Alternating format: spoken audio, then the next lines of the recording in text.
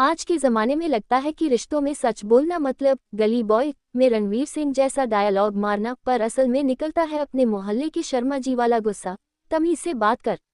और ऑफिस में तो भाई साहब, सच्चाई बोलना वही क्रूशियल कॉन्फ्रंटेशन बन जाता है, जिसमें या तो दोस्ती बचती है या प्रमोशन होता है। हेलो दोस्तों, मैं समरीवाली आप सभी का दिल से स्वागत करती हूँ। आज हम बात कर रहे हैं किताब क्रूशियल कॉन्फ्रंटेशंस की, जिसे लिखा है लेखक केरी पैटरसन और उनकी टीम ने। ये किताब सिखाती है कि जब किसी ने वादा तोड़ा हो, उम्मीदें तोड़ी हो या बदतमीजी की हो, तो बिना लड़ाई किए कैसे सीधे लेकिन सम्मान से बात की जाए।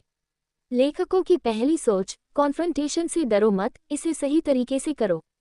अब सोचिए, क्या आपने कभी ऐसा झेला है कि किसी दोस्त ने उधार लिया और वापस नहीं किया? आप दिल में सोचते हैं, यार अब बोल दूंगा आज। रात में खुद को समझाते हैं, छोड़ो यार, क्या लड़ाई मोल लेनी। बस यही डर है कॉन्फ्रंटेशन का, और लेखक बताते हैं कि जब हम इसे टालते हैं, तब रिश्ता अंदर ही अंदर सड़ता है। बिल्कुल वैसे जैसे कभी खुशी कभी गम में अमिताभ बच्चन ने जया जी से कहा, घर के बड़े कभी माफी नहीं मांगते, और सालों की नाराजगी बढ़ती रही। असल में लेखक कहते हैं कि बात करना जरूरी है, बस स्टाइल सलमान खान वाला नहीं होना चाहिए, जहां पहले डायलॉग और फिर थप्पड़ चलता है। लेखकों की दूसरी सोच, सेफ्टी बनाए रखो ताकि सामने वाला डिफेंसिव ना हो। अब यहाँ ध्यान दीजिए, लेखक कहते हैं कि अगर सामने वाला खुद को अटैक में महसूस करेगा, तो या तो वो लड़ पड़ेगा या चुप्पी साध लेगा। रियल लाइफ में देखिए, जब आपकी मम्मी आपसे कहती है, तू हमेशा ऐसी गलती करता है, तो आप तुरंत डिफेंस में आ जाते हैं, हाँ हाँ, सब में ही गलत हूँ। लेखक सिखाते हैं कि बातचीत में सेफ्टी जरूरी है, मतलब बात इस लाइन से शुरू करो, मैं चाहता हूं कि हम दोनों इसे मिलकर सुलझाएं, ताकि हम दोनों को अच्छा लगे। बिल्कुल वैसे ही जैसे चक दे इंडिया में शाहरुख ने टीम से कहा, सिर्फ 70 मिनट है तुम्हारे पास, जी भर के खेलो। वो टीम को इकट्ठा कर रहा था, तोड़ नहीं रहा था। लेखकों की तीसरी सोच, पहले फैक्ट्स रखो फिर फीलिंग्स। अब सोचिए, ऑफिस में जब कोई डेडलाइन मिस करता है, तो मैनेजर सीधे बोलता है, तुम कभी टाइम पे काम नहीं करते, यानी सीधा लेबल चिपका दिया। लेखकों का कहना है कि असली तरीका ये है कि पहले फैक्ट बताओ, जैसे पिछले हफ्ते आपने 3 बार रिपोर्ट लेट दी थी। फिर फीलिंग्स बताओ, मुझे इस वजह से टीम की डिलीवरी में दिक्कत हो रही है। बिल्कुल वैसे जैसे विराट कोहली पहले स्टैटिस्टिक्स दिखाते हैं प्रेस कॉन्फ्रेंस में, फिर अपनी भड़ास निकालते हैं, ताकि जनता भी माने कि बंदा लॉजिक पे बोल रहा है, गुस्से में नहीं। लेखकों की चौथी सोच, कॉन्फ्रंटेशन में अपने इरादे क्लियर रखो। अब यहाँ लेखक साफ कहते हैं, अगर आपका इरादा सामने वाले को हराना है, तो मामला बिगड़ेगा।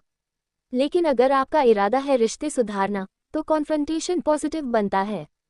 रियल लाइफ एग्जाम्पल देखिए, जब कोई पति कहता है अपनी पत्नी से, तुम हमेशा टाइम खराब करती हो, तो फाइट पक्की है। लेकिन अगर वो कहे, मैं चाहता हूँ कि हम टाइम से पहुँचे ताकि तुम्हें भी एंजॉय करने का पूरा मौका मिले, तो मामला प्यार में बदल जाता है। जैसे शाहरुख DDLJ में दिल से कहता है, पलट पलट पलट, और काजोल पलट जाती है, लेकिन बीबी से मत कहना पलट पलट पलट, वरना वो बेलन फेंक के मारेगी।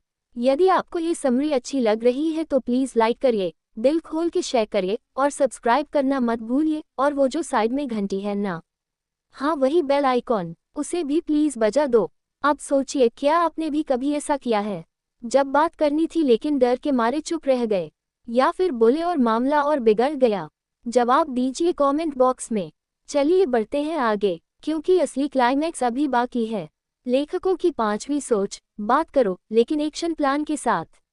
अब यहाँ लेखक समझाते हैं कि सिर्फ गिला शिकवा करने से बात नहीं बनेगी, आपको ये भी डिसाइड करना होगा कि आगे से क्या होगा, यानी क्लियर एक्शन प्लान बनाओ। रियल लाइफ में जैसे जब बॉस मीटिंग में बोले, अब से हर प्रोजेक्ट की डेडलाइन पहले से फाइनल होगी और वीकली चेक इन होगा, तभी टीम सुधरेगी, वरना वही पुराना व्हाट्सएप फॉरवर्ड चलता रहेगा, साल बदला है सोच नहीं। बिल्कुल वैसे ही जैसे धोनी ने टीम इंडिया में फिटनेस के लिए यो-यो टेस्ट लागू किया, ताकि सबको पता हो कि अब सिचुएशन सीरियस है, सिर्फ गप्पे नहीं। अब दिल से सुनिए दोस्तों, ये किताब हमें सिखाती है कि रिश्ते, टीम वर्क और ऑफिस की शांति तब तक नहीं आएगी जब तक हम सही तरीके से मुश्किल बातों का सामना करना नहीं सीखते। याद रखिए, कॉन्फ्रंटेशन कोई जंग नहीं, ये क्लियर करने का तरीका है। प्यार जताना कोई ओवर एक्टिंग नहीं, ये रिश्ते की ज़रूरत है। और सच बोलना कोई बदतमीजी नहीं, ये रिश्ते बचाने की कला है।